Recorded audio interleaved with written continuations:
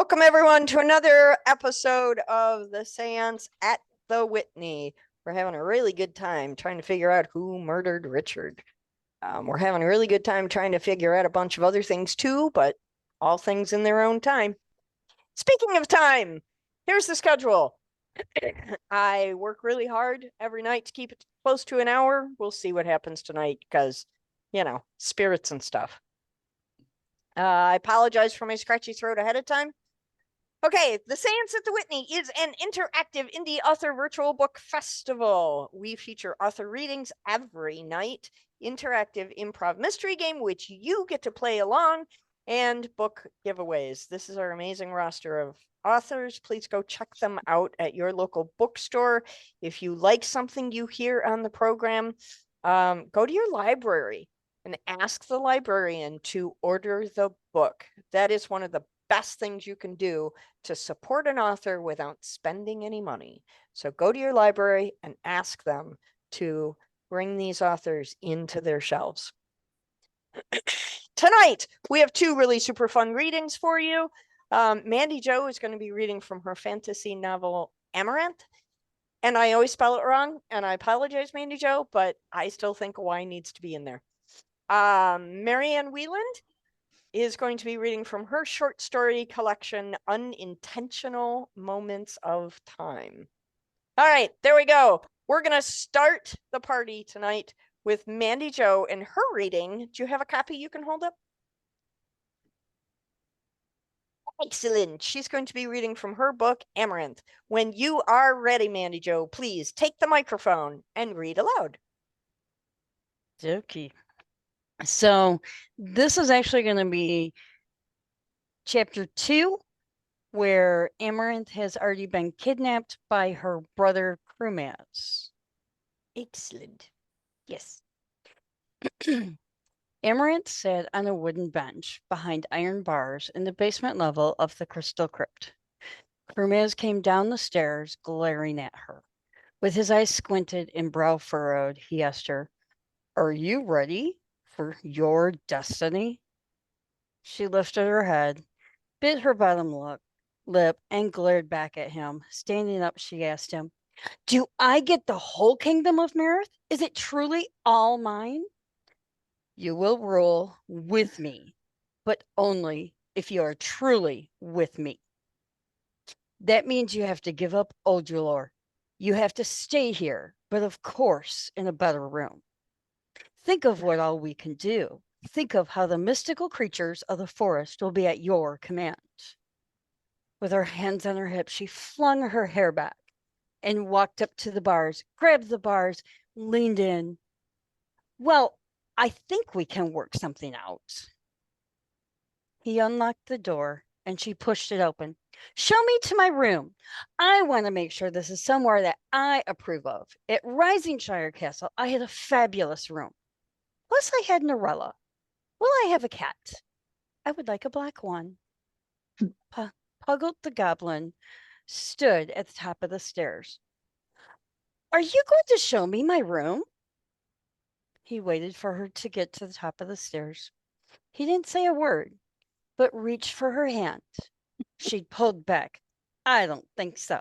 You don't touch me. Just lead the way." Shaking his head, he continued walking to her room. Occasionally, he would trip over his own feet, as they were slightly too big and made him clumsy. When they arrived at her room, he lifted his hand and pointed into the room. "It's finally a room for me. You are awfully quiet. What's up with that? Do you not speak?" Puglet shook his head no in response. He had been in a fight when he was younger with a wizard that took his voice away from him. "You poor thing. Well, we'll have to see what we can do about that. Although it is nice that you can't talk back." Grimace walked up to her. "Well, does this suit you? Are you pleased with your room?" "I am. I think we will get along just fine. I need a black cat. Can't go without a pet. We didn't bring Norella with me." He pointed into the room, and she turned to see what he was pointing at. A sleek black cat walked across the bed. Amaranth looked back at Crewmaz, gave him a devilish smile, and went over to the cat. Petting her, she sat down on the bed and motioned for them to go away. Outside the crypt, the dragon sat guarding the entry. Paimut looked at Oizu. Thought we were putting her away. I thought she was evil. And this was going to get rid of her? Obviously, we were tricked. Sounds like she's going to be ruling with Crewmaz instead of being a prisoner. He certainly changed his tune quickly once she got here. You were inquiring about my motives? Crewmaz said to them as he walked out of the crypt. They both sat silently, lowered their heads in shame. I don't believe I answer to you, but you answer to me. You don't worry about what is going on inside the crystal crypt. You guard the entry. Although I do not believe you will have to worry about Ojulor coming to her rescue once I send Geralt back with a note telling him that she is staying and no longer wants to be with him. He handed him the note, and off he flew through the Callaghan forest. The mystical creatures watched him as he sped past them. Within minutes, he reached the castle, which was being guarded by Tumador and Fravy. He dropped the note by their feet and flew back into the forest. Back at the crystal crypt, Amaranth sat with her new cat. I'm going to call you Valora. She rubbed up against her, purred, and meowed. Oh, how disappointing. I was hoping that you could have a real conversation. I'd love for you to go spy on Crewmaz and let me know what he's really up to. Why would he bring me here the way he did? Just to get me to a nice room? He's up to something. I just don't know what yet. Flora got down off the bed and scampered out the doorway. Hope she comes back.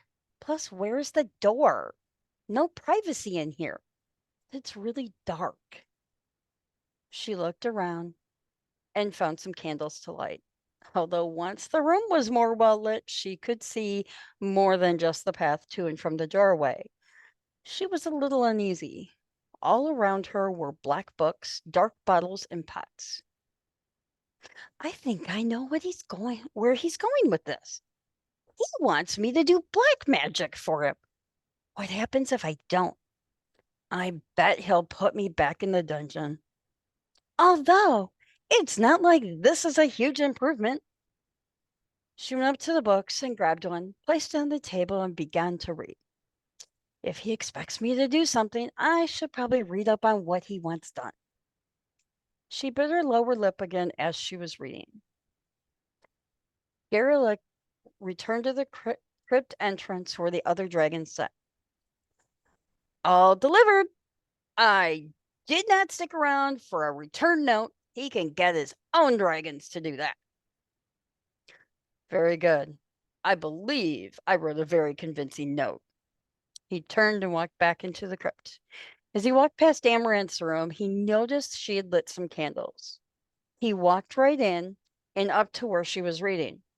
So, how do the books look? Does it look like something that you'll be able to help with? Exactly what are you expecting me to do? And that is where I will conclude the reading. Well done. Yay! Thank you, Mandy Now I can put Jo. you back in front of me. Yeah, fantastic job. Well done. Thank you so very much. Awesome, awesome, awesome. Okay, you guys, here we go.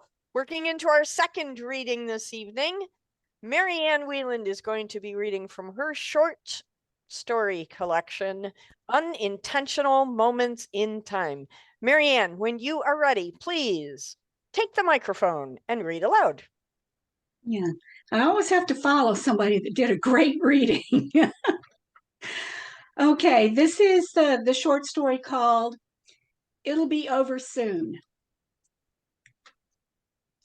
Just go ahead and press that button. She was paralyzed with fear, absolutely terrified. The voice was so menacing, and that statement was followed by a worse one. It'll be over soon. She was brought to this room against her will. She tried to fight. She tried to fight them all, but lost, just as she knew she would. She was young, but she knew she didn't deserve this. Silent tears ran down her face. She wanted her mother, but it was her mother who ignored her screams when they took her. She'd seen the indifference on her mother's face, the annoyance. She was alone and helpless in this locked room. There was no escape. The chair she was forced into was too big, and her feet dangled. The only thing within her reach was the button. She knew better than to push it. She wasn't clear on what would happen. She remembered someone giving her vague information, but in her terror, she heard nothing more than the two sentences. All she knew was that it was bad. She stared at the ceiling, then the button, then the one window in the room with the blinds drawn. The lighting was low. She stared at the light above and then at the button again. Just go ahead and press that button, and it'll be over soon. She was still unable to move. They tried to force pills in her mouth, but she spit them out and gagged so hard she threw up. This angered them. She thought they might start her torture then, but they put her in this room with that button. She was sure that button would end her life if she chose to push it. Maybe that was what they wanted. They wanted her to end her life. She did not deserve this. She knew it. They all knew it, but they didn't care. She tried to stop the tears, but she could not. She knew crying would not help her. Nothing could help her. She was a victim. She also knew she was not the only one. There were others. She saw them as she was being dragged into this room. She knew there were people in the world that did this to children, but she never thought it would happen to her. And her mother. She tried hard to think of what she could have done to make her mother turn her over to these people. She was never the perfect daughter. She was rebellious. She argued with everyone in the family. She always wanted her way. As she thought, she realized that some might even consider her a mean girl at school. She was not always kind to those less fortunate. Sometimes she made fun of the clothes the poor kids wore. Sometimes at night she felt guilty for doing things like that. But now she was reaping what she had sown. She was not sure how much time had passed since she was brought to this place of horror. But as she sat, helpless, she decided she would not do as they wanted. She would not push that button. She would try to fight them. A thought came to her. She could remember someone, a woman, saying they tried to give her a sedative to make her drowsy so she could endure the pain. She did not tolerate pain well. She prayed to God that she would pass out before they started to torture her. She began to cry in earnest. The button was mocking her. It seemed to be saying, push me, then death will be quick. Her breathing quickened. She was losing the feeling in her fingers from hyperventilation. Maybe she would pass out before the torture started. Maybe if she held her breath, she would just pass out. She took a deep breath and held it. 1, 2, 3. She counted to 20 before she had to breathe again. All that did was stop the hyperventilation. The door opened. A woman set a tray of instruments to her side, trying to block her vision of their torture devices. She didn't want to see, but then again she did. But she knew a panic worse than the one she was already in would start. The woman put a cloth over the items of torture so she could not see them and faced her, hands on her hips. I told you to just press the button. The woman kept talking, but she blocked the sound out, closing her eyes and finally moving to put her hands over her ears. When she heard the door click shut, she opened her eyes again and tried to remember what the woman had said. She'd heard something about the man coming soon, and maybe because it was her first time, it would be more painful. He wished she had taken the pills. She crossed her legs. No, this can't be happening, not to her. Please let this happen to someone else, not to me. It hit her then. At that moment, she realized how shallow she was. This horrible thing that was about to happen to her, she wished on someone else, just as vulnerable as she. What kind of person was she anyway? Did her parents raise her this way? No, she didn't think so. This was the kind of thing they fought about. Her lack of compassion for others. She had no mercy for her little sister or her little brother. She wanted to take it all back. She began to bargain. God, if you save me from this, I promise to be good from now on. I'll be kind to others. I'll be a good girl. I promise. Footsteps coming closer, closer. She grabbed the arms of the chair. As the door opened, she saw a man enter. She closed her eyes and screamed. "Stop it right now," said the man. "Now that is enough." She stopped the screaming. Tears began to flow again. She felt herself being lowered back in the chair so that she was almost lying down. She could see a bag of fluid hanging on a metal pole, and the woman put a tourniquet on her arm. An IV was going to be started. She was going to be put down like an animal at a vet. Please, God, help. Everything was fuzzy. She could hear sounds. People were talking, but nothing made sense. Her mouth was dry and her teeth felt funny. Where was she? "I think the worst is over," said her mother. "I should have just had you put her out from the start. But we've talked about this for weeks, and she was sure she could handle it. She has panic attacks. I apologize for her behavior." "Believe it or not," said the orthodontist, "we have had worse. I can't tell you how many times I've been bitten and punched in the face." "What's going on?" She tried to sit up, but the dental assistant pushed her back down. "We just put your braces on," said the orthodontist. "You were in a panic and scaring the other patients. We finally had to put you under anesthesia to get this done." "Oh," she said, "I remember now.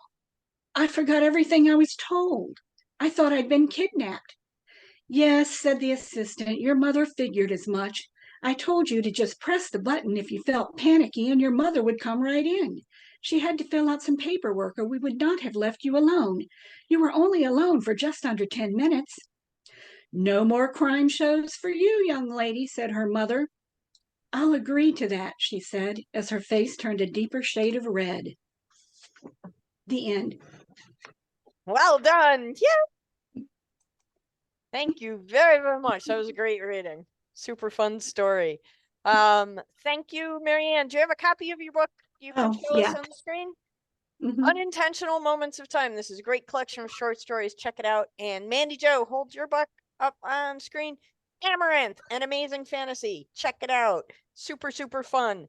And just as an aside, you people are smarter than you're supposed to be, and this is why writing for you is way too difficult.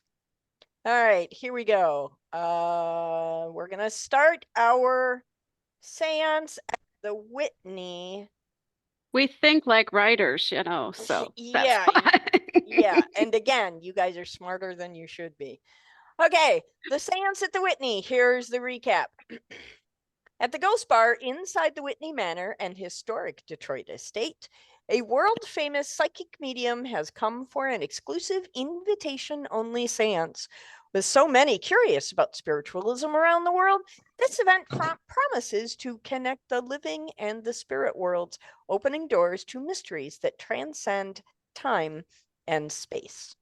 But when the seance spirals into a chilling rendezvous with a vengeful spirit and a shocking murder, it falls upon those in attendance to unravel the truths hidden in the darkest depths of the past. A spirit is summoned, vowing revenge on their killer. One of the guests becomes hysterical, claiming the spirit is there for them. Suddenly, the lights start flickering and the wind pushes the windows open, extinguishing the candles around the room. The room and everyone in it are thrust into darkness. When the light returns, that same hysterical guest is lying on the floor, dead. Who killed them? Why? Was it the furious spirit or something far more earthly? Tonight, your cast of characters are played by the following amazing authors. The medium is Christopher Gare. The assistant to Christopher Gare is Donna Newman. The author, Amy Kelso. The socialite, Dawn Menge. The spouse, Jules Nelson. The fan of the great Christopher is Marianne Wieland. The aloof guest is Gary Floyd. The maitre d' is Melinda Falgo. And I am your storyteller. And tonight, all of our cast members are in the room. So super, fun for everybody. All right, we are going to start out the evening with Christopher Gare, who has told me he has something to share with the group. This comes to me as a slight apology for some of the words I said to Marianne last night, which she may have interpreted as being a little harsher than were intended. I have something for her tonight I think may help put her mind at ease about her beloved sister. I received another letter. I think tonight, as I said, we can put her mind at ease finally.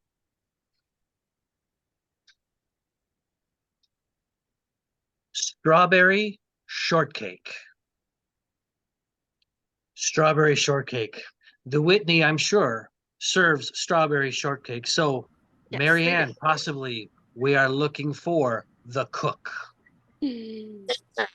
Find out. Strawberry shortcake is the answer.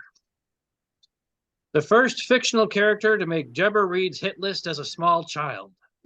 All right, still didn't work. Well done. Congratulations, Deborah. He's looked into your past. I thought I kept that a secret all these years. No, Thanks, there's Christopher.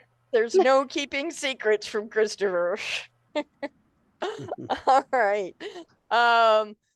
Who has questions to start off our interrogation session this evening? Marianne Wieland, go ahead. I just have to say something to the great one from what he shared yesterday.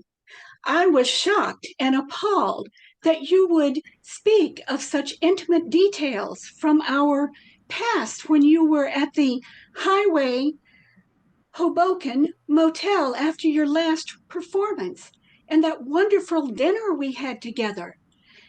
We dined on the finest food in Hoboken. I had 2 patties on my hamburger. And the great one was just a magnificent host, and he wasn't complaining about me then. And then he brought a bottle of wine that he said was from his personal distillery, Boone's Farm. And cheese, ladies.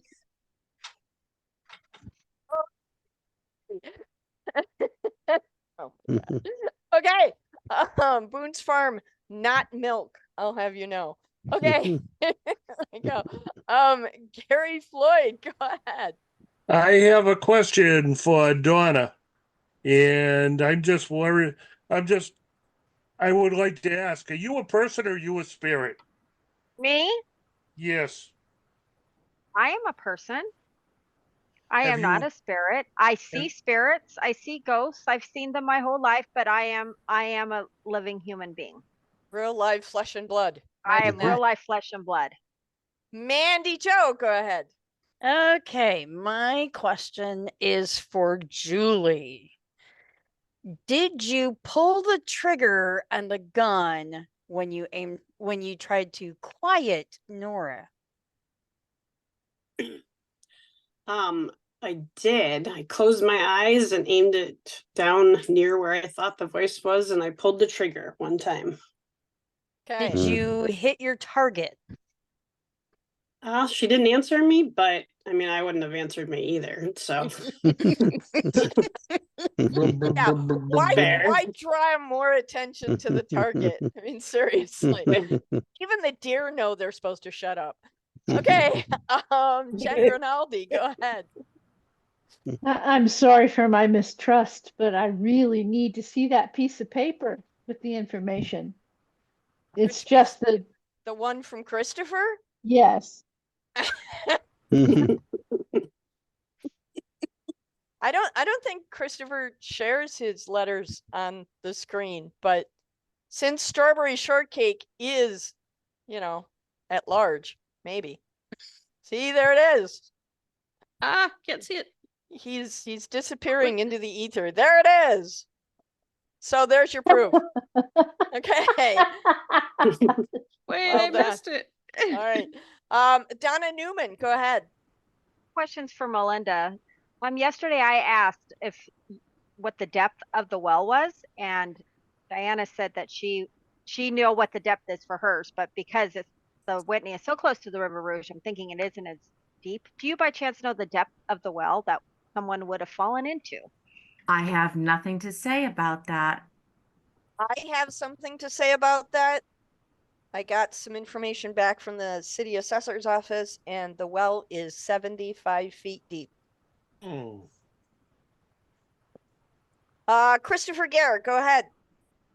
This is for Melinda. Melinda, anyone in this room who is the maid? Is the maid in this room with us?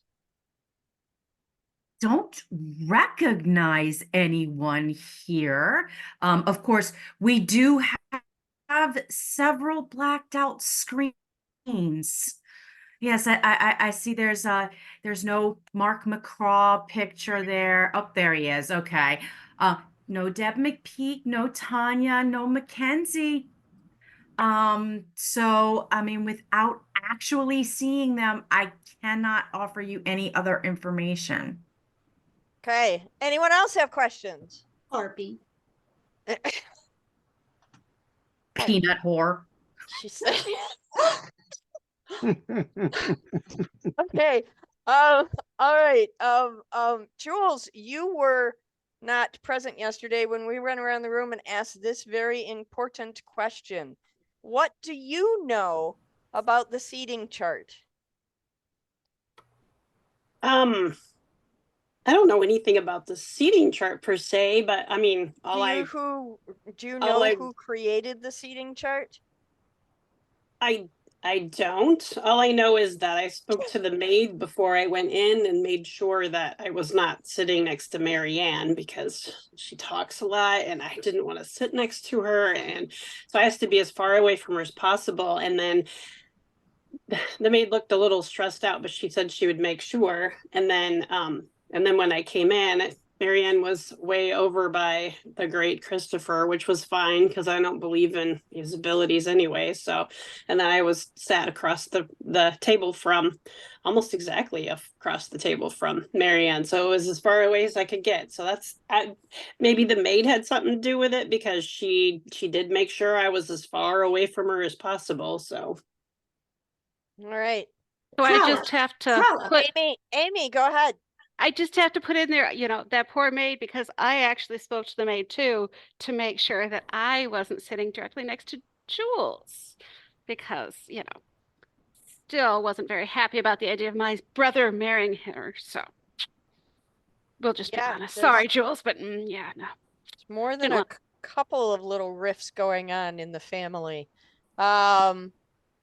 Amy, did you have another question aside from that comment? I just wanted to comment on that. Yes. Okay. Melinda, go ahead. Just a quick double check. This is for Donna, and I apologize wholeheartedly. You can blame it on jet lag, snakes, or whatever you want if I don't remember this. But what exactly did the great Christopher save you from? You mentioned several times how he has saved your life. So I was in a really dark spot in my life. I was basically living on the street, and I happened to see him on a poster, and I wanted to go see a show. And when I got there, I didn't know a lot. I mean, my family had told me I was crazy because I kept saying I saw voices. And he came to me and he said that I see the same ghost you see. And that's what changed my life. All of a sudden I had a purpose. I had something to do. He said, come under my wing. And he took me under and made me his assistant when, I didn't have anybody anymore. So that's how he saved my life, took me from that dark spot to actually having purpose again. Okay. All right. Any other questions? Anyone? Okay. Since there are no immediate questions, I have received some information that might be important to our conversation. So I'm going to share that with you now. I've been in contact with some important people in the city, As you may or may not have noticed last night, Richard's body was removed from the room after our interrogation last night, and he was taken to the hospital, Henry Ford, Detroit Medical Center, and they performed a preliminary autopsy. As you can see, Richard Whitney, 60-year-old male, age 60, race white male, 72 inches, which by the way converts to 12 feet if I did, 6 feet if I did my math right. What was 6 feet? 6 feet.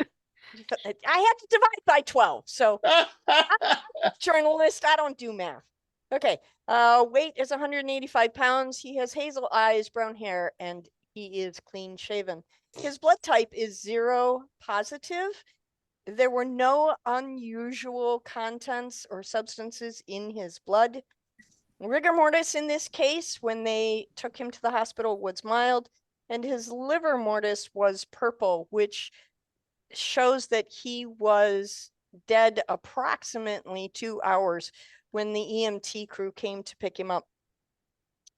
Something I found very interesting, the autopsy report shows 2 wounds on Richard.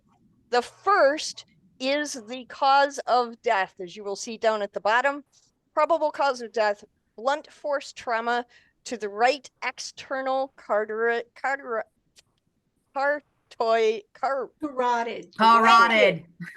artery. Having problems with that word for some reason. Secondary skull fracture resulting from a collision with the wood floor. So as you see here, there's the cause of death wound, blunt force trauma to the side of his neck, essentially. As you'll see by this diagram, the external carotid is right here on the anterior side of his neck. Secondary head wound was on the top back of his neck, so the back part of the crown of his neck. Also, it says, there's a note that says, as a result of secondary trauma to skull, a pool of blood was found on the floor surrounding the head, approximately 6 inches in diameter. No additional bleeding was noticed. No other scars or marks were found on the body. This autopsy was performed last night at Detroit Henry Ford Hospital. So I got that report back, and I thought you all might be interested to know that information. Do we have any other questions at this time? Go ahead, Jennifer Rains. Jules, how long have you been married?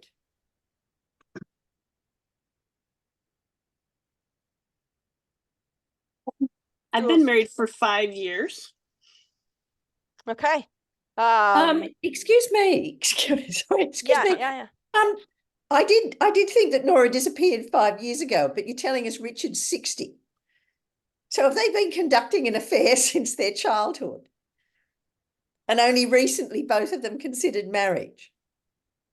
Well, as I recall from earlier conversations, Jules did know Richard from childhood. They did go to Detroit Country Day together.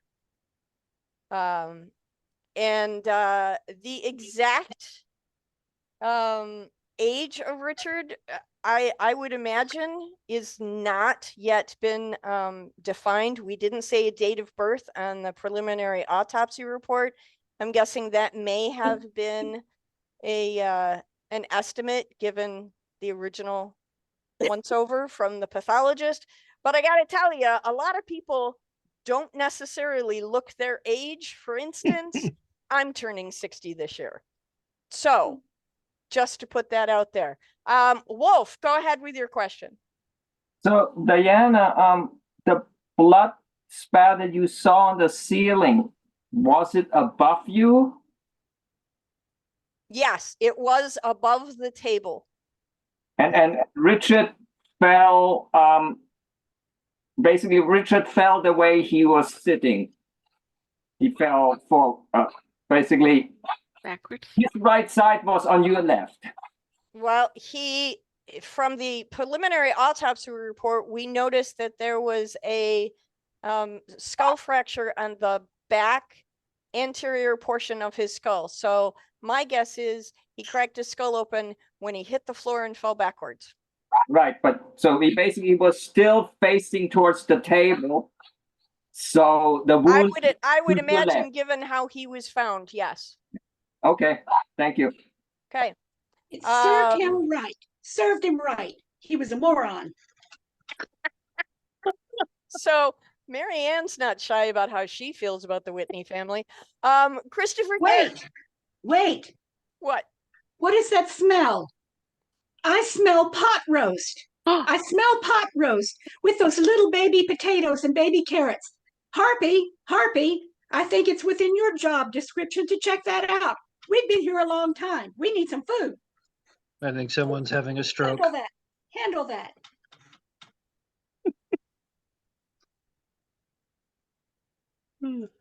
Christopher, go ahead with your question. This question is for Jules. I found this rather interesting now that we've seen the autopsy report of blunt force trauma. As I understand it, you are a second-degree black belt in Taekwondo. Oh, that would be news to me. I have always wanted to take up self-defense, but I've never gotten around to it. So sounded like you were on self-offense. Does anybody remember? Is Jules a southpaw or is she a righty? Does anybody remember? Jules, can you tell us? I am. You're talking about right-handed? Are you right-handed or left-handed? I'm right-handed. Okay. Awesome. Donna Newman, go ahead. This is for Jules.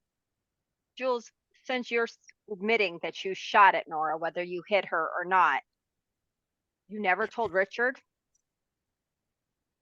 Why would I tell Richard? I was hoping it would bring us close together. Yeah, you guys keep acting like married people tell each other stuff. In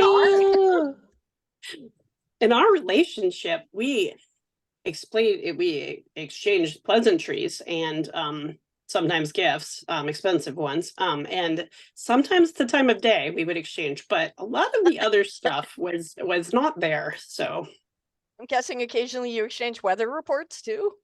Occasionally he would say, "Is it sunny outside?" And I'd look out the window and be like, "Yes." And yeah, that one. But a typical conversation at night would be, "Give me a kiss, give me a 20." Probably.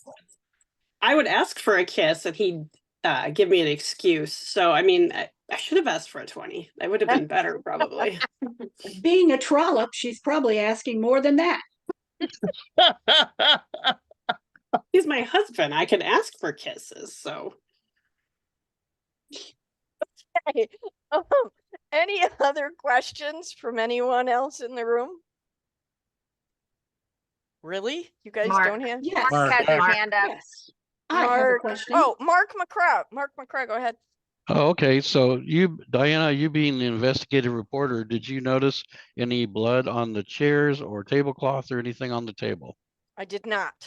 Okay. The only thank blood you. spatter I saw was on the ceiling directly above the table. And I did tell you a couple days ago that as I moved closer to the body to see Richard lying there, I did notice that there was that pool of blood that was reported in the autopsy record, and a little of it did get on the bottom of my sneaker. Yes. Okay, Yes. gotcha. Okay, anyone else have questions? Mary Ann, go ahead. Yes. Young lady, what was it doing on the bottom of your shoes? What were you doing out of your chair and over by the dead body?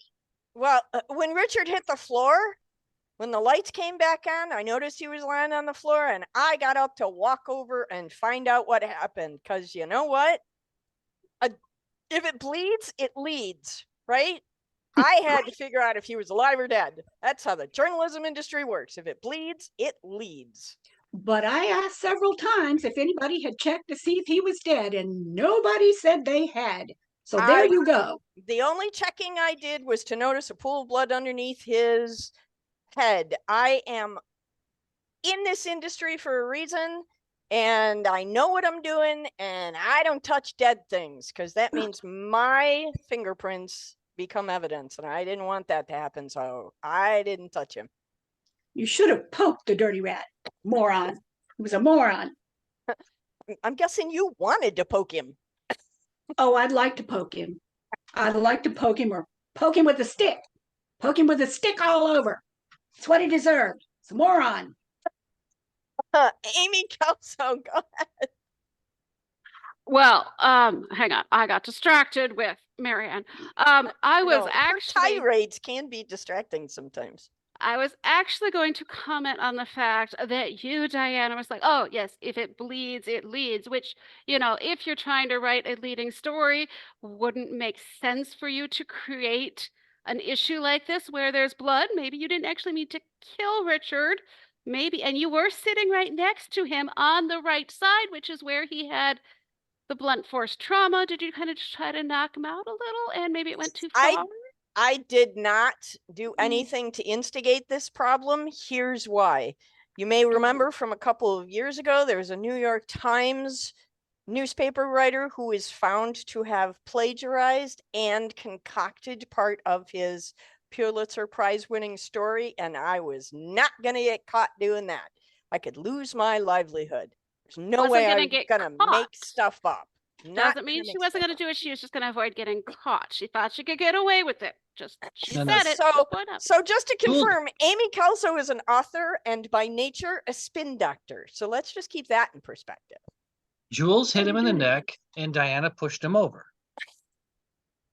That works. That makes sense. Yep. Yeah.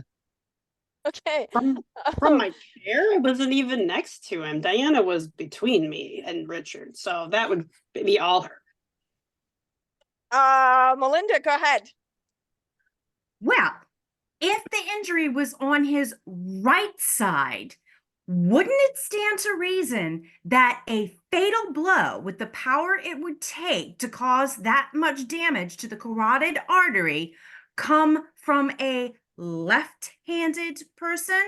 It doesn't, that even if someone was sitting on his right side, you know, it's not like, you know, you'd have to turn and face him and... Oh, so what you're talking about is body momentum? Yes. Behind the forceful blow? Yes. An interesting theory, and I think perhaps rooted in science. I mean, we know that you are a science geek, so it's possible. Mandy Jo, go ahead. So, question for Jules. So you weren't sure if you hit Nora or not, but did you see her? Has anyone figured out where the body itself went?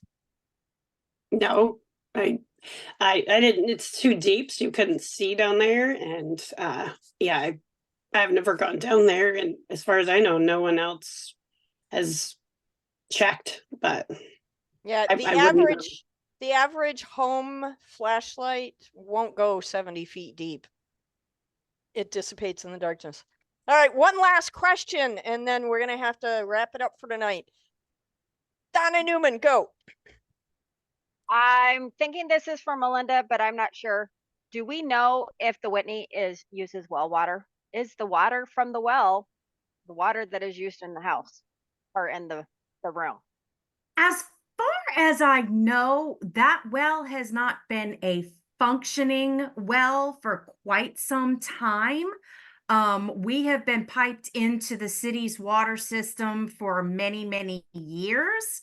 I would deign to ask our intrepid reporter if she has any information on how long ago the Whitney's well ceased to be used as a water source. Yeah, I'm not real clear on that information. As I said the other night, I did put in for an information records request from the city to get the survey plans on the property. And as soon as I get that information back, I will definitely let you all know. All right, thank you, ladies and gentlemen, for tonight's interrogation session. That was super fun and remarkably informative with limited time for Marianne. So we all win. Congratulations, we've made it through another night. Remember to formulate your questions, collect your clues, get ready to sling your accusation on the 29th of February at our big reveal party. Remember, when you're watching the replays and scrutinizing for details, remember, if someone says, I have nothing to say about that, it could mean many things, primary of which it could be a red herring. We all know the dangers of red herrings in the waters these days. Wax drippings. Here it is, you guys. The standings as of today. Christopher Gare in first place. Amy Kelso in second. Andrew Allen Smith in third. Deborah Reed in fourth. And Jules Nelson, you are in fifth place. Congratulations to our top five. Remember, the top five authors at the end of the month will get snickers. And anyone who got a snazzy medal last year, if you have it handy, please bring it to tomorrow so you can show it off to everybody and show everybody what it looks like. For those of you, for those of you who are wondering where you might be in the rankings, these are the rankings for everyone else. If your ranking is not as high as you would like it to be, contact your friends and family and get them to come to the night's event and name you in the registration form. Also remember, authors, you may support each other. So if you would like to see a friend of yours get recognized with a snazzy medal, make sure to put their name in the registration form when you log in every night. Here it is, Talismans from the Spirits. This is the fun part of the evening we all super enjoy. We're going to give away 2 books. If your name shows up on the spinning wheel of happiness, please remember to send me an email at diana@pagespromotions.com so that I can collect your mailing address and give it to the authors who are giving away books tonight. The first book we are giving away is... Where'd she go? Where are you? Mandy Jo, there you are. Mandy Jo, hold up your book again, Amaranth.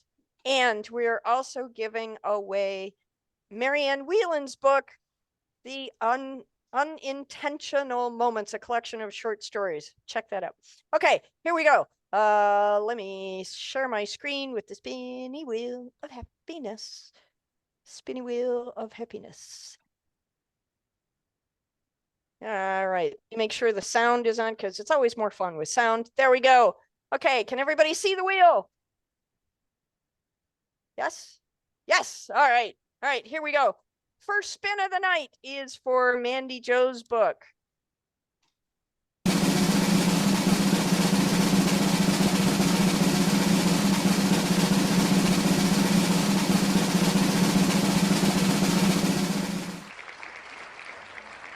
Is Diana Jewel in the room? Nope, she's not. How sad. I hate it when that happens. All right, let me share the spinning wheel again and we will spin it yet again. Okay. Come on, computer. There we go. Spinning wheel of happiness. We're going to try again to give away Mandy Jo's book. Here we go.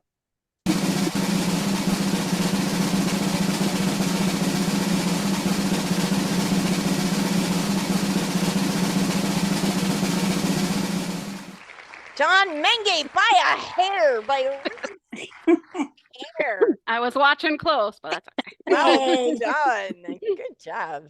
I love the spinning wheel of happiness because it means I'm not responsible. Exactly. Okay, here we go. Now we're going to give away Marianne's book.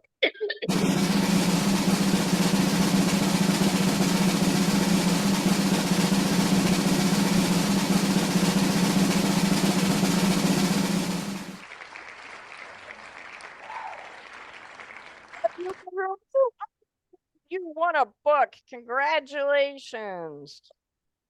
Okay, don't forget, you guys, send your mailing addresses to me at diana@pagespromotions.com so that you can so that I can send out your books. Okay. One more thing I have to remind all of you again, it's a moral imperative that you all come to the big reveal party. That's it. See, I'm so focused on the hat thing, you guys. I can't even focus on anything else because I just love the hat thing. So we're doing a big reveal on February 29th. We're also giving away other prizes, which will be announced the night of the big reveal. And the hat extravaganza. Wear your favorite hat. Go out and buy a new hat that you think might win you a prize and wear it that night. It's going to be super, super fun. We are cutting it close, guys. So we're going to do shots across the bow, and then I'm going to let you all go and do what you do at 8 o'clock at night. Shots across the bow. Marianne Whelan. I think I've probably said enough. Amy Kelso, shots across the bow. I just hope nothing slithers into anybody's bed tonight. That's Okay, all I'm saying. Put that picture in people's heads. I mean, no, I have nothing to say. Sorry. Okay. Yeah, thanks. You're lovely. Okay. Gary Floyd, shots across the bow. I think Marianne is making a very strong case that she killed Richard. Methinks she doth protest too much. Is that She what keeps you're... wanting to kick him. Yeah. He was worthless. Yeah. Julie Nelson, shots across the bow. I'm actually just looking forward to seeing everything that I have missed over the last couple days. So See, it can get difficult when you're not here. You never know what might happen. Exactly. Christopher Gare, shots across the bow. I think tonight is just a really fun example of when you tell us to go for it. I love the snakes. Thank you. I don't. Let's not. For those of you I'm gonna start calling him Indiana Jones. For those of you watching the replay, one of the things that you don't realize is that we have a live chat going on that isn't part of the replay, and interesting things happen in the live chat sometimes. So if you want to be in on the backstage shenanigans, you might want to join us live. Donna Newman, shots across the bow. I'm just wondering how somebody who married their soulmate doesn't talk to them about things besides the weather. You know, there's probably 50,000 divorced people on this planet who could answer that question for you. But she didn't divorce him, did she? Well, she didn't get a chance, did she? She quieted him. You know, He didn't here's what I'm away. thinking. She was getting ready for that Paris trip, so she was biding her time. That's what I'm thinking. Melinda, shots across the bow. I think it's all just stupendous. Thank you ever so much. Thank you, ladies and gentlemen, for joining us from corners of the earth, near and far. Thank you so much for your support of these authors. And thank you for your silly play every night. It really does make my night every night to have you guys in the room, and just to hear what you guys come up with is a real treat for me. So thank you for the honor of hosting. Have a great night. Good night. Goodbye. Good night now.